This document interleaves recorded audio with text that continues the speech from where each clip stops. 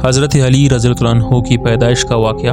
جس وقت نبی صلی اللہ علیہ وسلم کی عمر مبارک 28 برس ہوئی، اسی سال مکہ مکرمہ میں ایک ایسا واقعہ رونما ہوتا ہے جو عرب کی تاریخ کا ایک غیر معمولی واقعہ مانا جاتا ہے، یعنی حضرت علی رضی اللہ عنہ کی کعبہ شریف میں ولادت باسعادت، جسے مورخین نے اپنے کتابوں میں متواتر طور پر ذکر کرتے ہیں۔ جب نبی صلی اللہ علیہ وسلم کی والدین اور دادا حضرت عبد المطلب اس دنیا فانی سے گزر گئے تو آپ کی پرورش کی ذمہ داری جناب ابو طالب نے لے لی، جو آپ کے چاچا تھے۔ لہٰذا حضرت ابو طالب کی زوجہ حضرت فاطمہ بنت اسد نے نبی صلی اللہ علیہ وسلم کو 17 سالوں تک اپنی سگی اولاد کی طرح پالا، جنہیں محمد صلی اللہ علیہ وسلم اپنی والدہ کا درجہ دیا کرتے تھے۔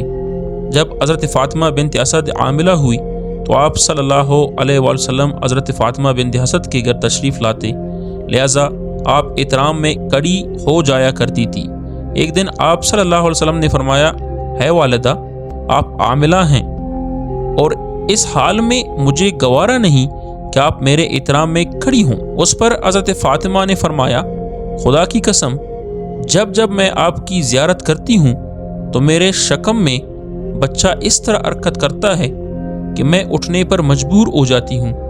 جب حضرت علی رضی اللہ عنہ کی پیدائش کا وقت قریب آ گیا تو آپ خانہ کعبہ کے گرد طواف کرنے کے ارادے سے نکلیں۔ جب حضرت فاطمہ بنت اسد طواف کعبہ کر رہی تھیں تو اچانک حین اسی وقت انہیں درد زا شروع ہو گیا۔ آپ کعبہ کے سامنے کھڑی ہو گئیں اور کہنے لگی، ہے پروردگار، تجھے اس گھر کی حفاظت کا واسطہ دے کر تیری بارگاہ میں دعا کرتی ہوں کہ یہ مشکل مجھ پر آسان کر دے۔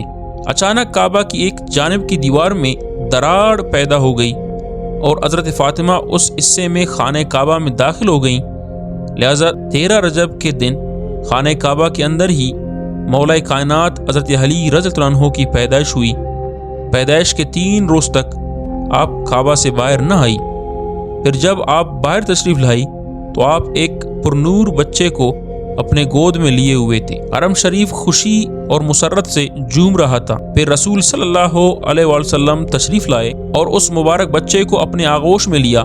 روایتوں کے مطابق پیدائش کے بعد 3 دنوں تک حضرت علی رضی اللہ عنہ نے اپنی آنکھیں نہیں کھولی، لیکن جیسے ہی رسول اللہ صلی اللہ علیہ وسلم انہیں گود میں لیا، آپ نے اپنی چشم مبارک کھول دیں اور اس طرح اس دنیا میں تشریف لانے کے بعد حضرت علی رضی اللہ عنہ نے سب سے پہلے حضرت محمد صلی اللہ علیہ وسلم کا دیدار کیا۔ آپ نے اس بچے کا بوسہ لیا اور اعلان کیا کہ اس کا نام علی ہوگا۔